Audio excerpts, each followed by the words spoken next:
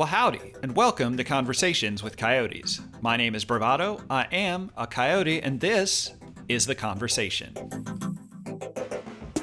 Back in the dark ages of this series, I talked about politics versus conventions and, for as much as we'd like to treat the fandom as an escape, how real life doesn't just stop while you're taking a vacation. And boy, has there not been a better reminder of that than this whole dang year.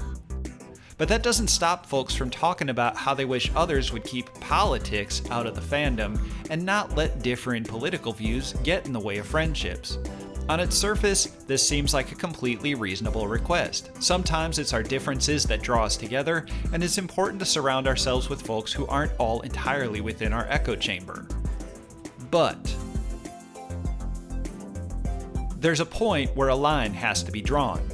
There are issues that we're dealing with every day here in 2020, ones of equality, of justice, of basic human rights, that are far beyond simply being a matter of perspective.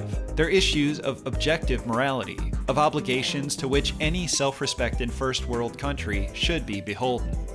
Unfortunately, these have been loudly misrepresented as being political for far too long, most frequently by those who benefit from the inequalities that are part of the status quo.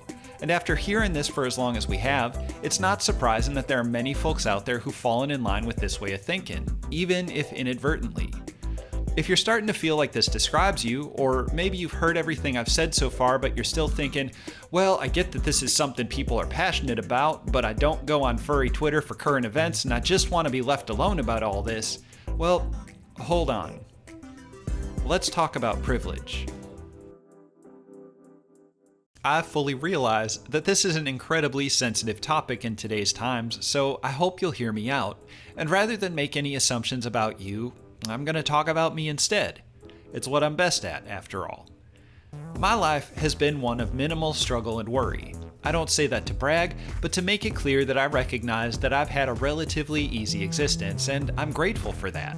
But it'd be disingenuous of me to insist that I'm here exclusively because I worked hard, and not also because I was often in the right place at the right time, met the right people, and had parents able to give me a solid foundation on which to build. Now you're probably saying, well, you didn't mention race or gender at all, so how can you say they've been a factor? And that's fair. I didn't mention them because I can't recall ever being in a situation where they provided me with a definitive provable advantage. Maybe, maybe not. I can't say for sure. But at the same time, I've never felt as though I was discriminated against or at a disadvantage due to those factors, and that's important to note because the same can't be said by a vast majority of women or people of color. Think of life as a game of solitaire, and all of us doing our best to complete the objective of organizing our cards into those ordered piles. Now, if a card is missing, it would make it pretty difficult to accomplish the objective, right? Maybe we can work around it and assemble the remaining cards into something resembling success, or maybe not. Maybe the card that's missing is an ace, meaning that an entire suit is stuck on the table and really limits the moves that can be made. Maybe multiple cards are gone and have been for generations. I think a lot of times when we hear the word privilege, we associate it with special treatment, and when it fails to manifest in that way, it's tempting to deny that it's there at all. But this sort of privilege doesn't mean we get extra cards from another game. It simply means that we have a more complete deck, something to which everyone should be entitled. Of course, even if you have all the cards, you can still lose at solitaire. Folks with privilege can still experience hardship and tragedy in the same way that folks without can become wildly successful. This isn't evidence that privilege is a myth, only that it's not the sole determinant factor. But the whole point I'm trying to make with all this is that if you've seen everything that's currently happening and you've still opted not to engage, I hope you can at least recognize that you're in a position of privilege to even be able to make that decision. It means that the events at hand don't really have a direct impact on you, or at least you don't feel they do, because otherwise you'd be left with no choice but to speak up. Now honestly, if you need a timeout, I really do get it. This year has been an absolute non-stop catastrophe, and I think we've all felt ourselves crack at one point or another. It's absolutely legit to take care of yourself now so you're strong enough to take care of others later. But if you really are still undecided on all of this and feel as though you're being pressured to pick a side without being fully read up on things, then it's on you to take some time to educate yourself and talk to people and just learn and ask questions and find some clarity. Because deflection and a steadfast obsession with impartiality sends the message that you don't really care because this doesn't affect you, that you're fine with things as they are and wish everyone would just stop making such a big fuss, and whether your intention or not, it's a commitment to the status quo.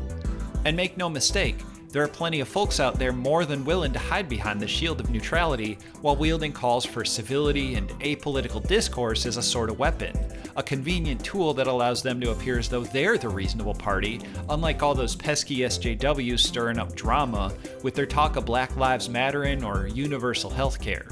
They're the ones who are more critical of reactions to injustice than the injustices themselves, eager to jump in and offer pseudo-compassionate platitudes about how actually they believe all lives matter and what's so wrong with straight pride anyway. If it's not already abundantly clear, A, these people are not the neutral party they insist they are, and B, they are absolutely insufferable. I read their tweets and all I can think of is that HuffPost article, and then I get sad and mad and have to log off Twitter for a while. But at this point in time, after all that we've been through in the last 10 years of 2020 alone, if this is now what constitutes political views, then you better believe I'm gonna let that get in the way of friendships. If not for the sake of morality, then at least to preserve what little sanity I have left. Thanks for watching, stay safe, and I'll catch y'all later. Nice.